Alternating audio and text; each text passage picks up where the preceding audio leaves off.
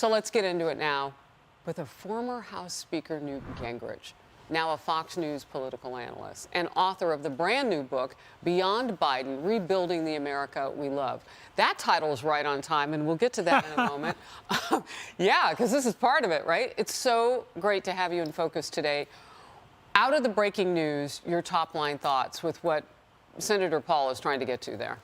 Well, I think in any reasonable society, Fauci would be gone. He's violated his own rules. He wrote a paper on this back about 2012, talking about dangerous research and what standards ought to be set, and admitting that in the end, this was more than a scientific question, because dangerous research was a threat to the whole society. I've known Fauci since he did brilliant work on HIV/AIDS in the 1980s. And I'm sad to say it, but I think he now is destructive. I think he is dishonest. I think he is trying to save his reputation. And he's doing so at very substantial risk to lives around the planet. And it's very unfortunate. And they go through this same conversation every time. It seems like it. And Fauci hides behind word games. The fact is that they were running experiments. The very notion that he trusted the Chinese, when you know that the Chinese dictatorship was literally locking up doctors who didn't do what it told them to, and you go back and you look at the origins of this, the effort by the Chinese dictatorship to cover it up for the first two or three months, the fact that Fauci could say, I trust them, by itself is an indictment of naivete. You know, it's interesting because you go back to the words the same way that Senator Rand Paul does. He's like, are you trying to redefine now for all of us, like we're children and we don't have a Webster's, I guess, or the internet speaker, to the definition of gain of function, which is not a new science. So you don't have to spend all that taxpayer money to figure out what it is. Well, and you have to ask yourself the question, given the degree to which China is still clearly a totalitarian society in which the dictator, Xi, defines reality, why would the U.S. taxpayers be funding research in a Chinese laboratory? Now, the answer is, well, South Asia, and particularly South China, is a major center of these kind of diseases. Well, I would much rather have the bats brought to the U.S. or to Taiwan or to Japan or to Singapore.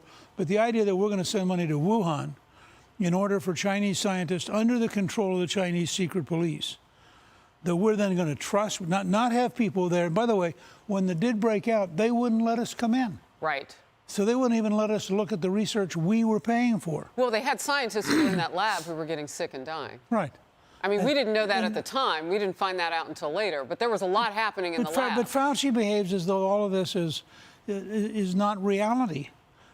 So it's as though there's not a Chinese dictatorship. It's as though scientists didn't die. And it's unfortunate because he is probably the most prominent spokesperson on these kind of diseases in the world. And the fact that he's now completely defending his reputation at the cost of the people, not just in the United States, but worldwide, is really tragic, and someday historians will write about it. You know, you lay it out with your experience, having known him and also knowing so much about our enemy, China, and let's just call it what it is, because a friend would not have kept us out like that. They would have partnered with us on finding a vaccine, on doing the right things in the beginning. But it's almost like Fauci is acting as though, and we know it's true, he doesn't have to say much because it's all unknowable now. Right. We can't get in, and the Chinese have done whatever they're going to, the Chinese government, forgive me, have done whatever it's going to do, and it might be impossible to get all of those answers in a more contemporaneous Which would lead you to be a little more cautious and maybe a little more humble. Well, you'd think. You know, I did a podcast with Dr. Fauci in February of 2020, when this was just starting. And it's really interesting to go back and listen to it now, because in February, he was pretty passive. This is probably not going to be a pandemic. It's probably not going to be a crisis. I think we're going to. And that's code for he was wrong. And it's in his own words. It's not me. It's his voice. I want to get to your new book, Beyond Biden, Rebuilding the America We Love. It's available now online or in a real live bookstore. Just walk right in. I'm still shopping old school with my kids for books. Tell us about this one. Well, we deliberately decided not to write an anti-Biden book. on the grounds that Biden would be sufficiently anti himself, that's not an issue.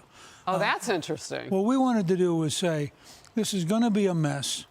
We have really big things. And I think, by the way, the Youngkin, his campaign really fits almost exactly what Beyond Biden talks about, because he talked about fixing the schools. He talked about creating jobs. He talked about doing things to bring down crime.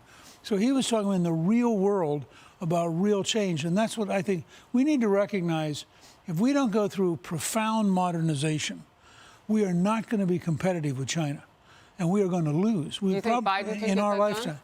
Oh, I don't think Biden has a clue. I think Joe Biden is a nice, pleasant guy who is totally out of touch with reality, surrounded by left-wing staffers who live in a fantasy world. I always tell people to understand their attitude towards threats, whether it's terrorism or it's China. Imagine that they saw The Lion King and thought it was a documentary, and they actually believe lions and zebras dance and sing together. Oh, wow. You know, I mean, that's how they behave. They don't understand. We're in a life and death struggle with a Chinese dictatorship which would like to dominate our society, which has hundreds, if not thousands, of agents in our society, which has a methodical strategy of both stealing our intellectual property and bribing our scientists. And lying to us and lying to us all the time, yeah. at the start of a deadly pandemic. Right. There's just so much of it. I don't know when you started to think about this, but it's only been 10 months. Oh, no, right after the election, we sat down. So it's amazing well, how much of what you're could talking predict about is what we're experiencing. The great tragedy is that big government socialism doesn't work. It didn't work in Zimbabwe. It doesn't work in Venezuela. Irrespective of Biden being in and the so White House. I was willing to, once you knew who was going to dominate, and it was clear that Biden, he gave a very nice inaugural address about coming together, et cetera. And the same day, he signed a whole series of executive orders dismantling what Trump had done. So you look at what he's doing behind the speech.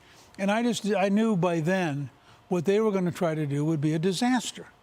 And now we can read about your perspective in terms of actually what do moving it we back. do to fix the country once we win?